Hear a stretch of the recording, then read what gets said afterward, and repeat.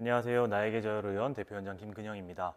오늘은 보톡스에 대해서 한번 얘기를 해보려고 합니다. 보톡스라고 하면 우리가 되게 친숙하게 접할 수 있게 됐는데 생각보다 대중화된 지가 그렇게 오래되진 않았습니다. 한 20년 정도 됐다고 보시면 될 것 같은데요. 실제로 예전에는 보톡스 시술 비용도 굉장히 고가고 해서 쉽게 시술받기가 힘들었는데 이제는 좀 쉽게 접할 수가 있게 됐죠. 보톡스도 알고 맞아야 됩니다. 일반적으로 우리가 보톡스를 함으로써 어떤 작용을 바라냐면은 움직임을 못하게 만들거나 사이즈를 줄이거나입니다. 사실은 이 두 개가 다 같은 맥락인데 안 움직이게 되면은 결국 사이즈가 줄어들게 되는 거거든요. 예를 들어서 우리가 다쳐가지고 수술을 했어요. 그래서 한두 달 정도 침대에 계속 누워 있다 보면은 다시 걷기가 굉장히 힘듭니다. 한참 동안 재활 운동을 해야만 제대로 걷고 뛰고 할 수가 있다는 거죠. 한두 달만 안 쓰더라도 근육 크기가 작아지고 기능을 굉장히 상실하게 된다는 거죠. 예를 들어서 턱 보톡스 같은 경우에도 볼록해진 턱 근육에다가 주사를 해서 턱 근육이 이렇게 잘 안 움직이게 되고 안 움직이게 되니까 작아지게 되는 겁니다. 예를 들어서 이렇게 인상을 쓰는 미간 근육의 경우에도 움직이지 못하게 만드는 거죠. 그리고 가끔 가다 보면은 이렇게 볼록하게 사이즈가 큰 분들이 있는데 그런 분들의 경우에도 잘 안 움직이니까 이 사이즈도 좀 줄어들게 되겠죠. 결국에는 움직임을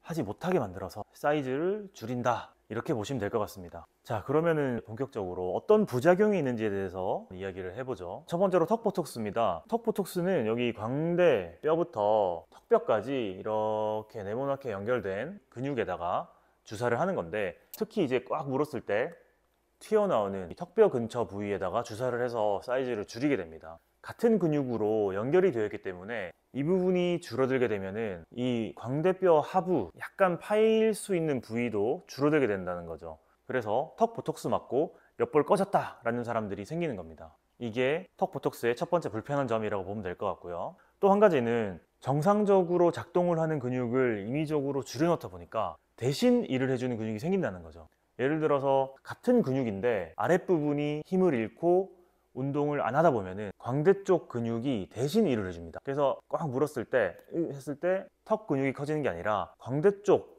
근육이 볼록하게 올라오는 경우가 생길 수가 있어요. 그럼 모양이 조금 어색하겠죠. 혹은 측두근이 대신해서 일을 해서 이 부분이 볼록하게 깨물었을 때 볼록하게 올라오는 경우가 생길 수가 있다는 거죠. 그런 부작용이 있을 수가 있습니다. 이 부작용을 피하려면 보톡스 맞는 주기를 너무 당겨서 맞는 것은 좋지 않습니다. 적절하게 6개월 전후 기간을 보고 턱 근육이 작아졌다가 커졌다가 하는 시간을 명확히 확인한 후에 시술을 해야 됩니다. 자, 그리고 두 번째 이제 또 주름 보톡스의 부작용에 대해서 말씀을 드리겠습니다. 일단은 주름 보톡스는 앞에서 설명드렸던 대로 근육이 움직이지 못하게 만드는 역할을 합니다. 예를 들어서 인상을 쓰는 근육, 눈썹을 들어 올리는 근육, 혹은 찡그리는 이런 근육들, 그런 근육들이 조금 덜 움직이게 하는 역할을 합니다. 어쨌든 움직이는 애들이 갑자기 안 움직이니까 기능적으로 굉장히 불편합니다. 대표적인 예로 눈 뜨는 힘이 약한 분들이 있습니다. 저 같은 경우도 거기에 해당하는데, 저를 보시면은 제가 눈을 감았다가 눈만 뜨면은 약간 눈이 무겁습니다. 살짝 눈썹을 들어줘야 편하게 눈을 뜰 수가 있단 말이죠. 눈 뜨는 힘이 약한 이런 분들 같은 경우에는 이마 근육을 써서 이렇게 눈 뜨는 걸 도와줘야 되는데 그 부분이 안 되면은 굉장히 불편하다라는 거죠. 그런 분들의 경우에는 이마 보톡스를 맞을 때 조금 위쪽으로 맞거나 소량을 나눠서 주사를 하는 방식을 선택할 수가 있습니다.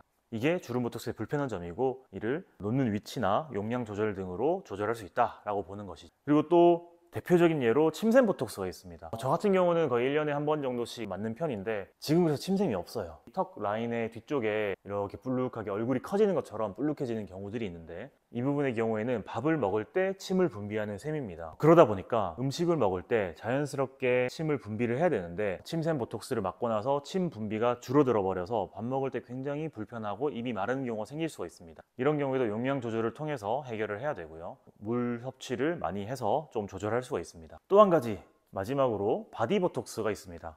주로 맞는 부위가 승모근이나 종아리 이런 부분들을 맞는데, 실제로 이제 통증이 심해서 맞는 분들이 꽤 많습니다. 현대인들 같은 경우는 스마트폰을 이렇게 만지면서 어깨가 굽고요, 컴퓨터를 하면서 이렇게 굽습니다. 그러면서 자연스럽게 머리 무게를 지탱하기 위해서 승모근이 수축할 수밖에 없고요, 그러면서 승모근이 계속 발달하고 수축하면서 통증을 유발하게 되는 겁니다. 그런 경우에 보톡스를 맞아서 해소를 하기도 하는데, 이 승모근의 역할이 뭐냐면은 팔을 저희가 귀에 붙인다고 생각해 볼게요.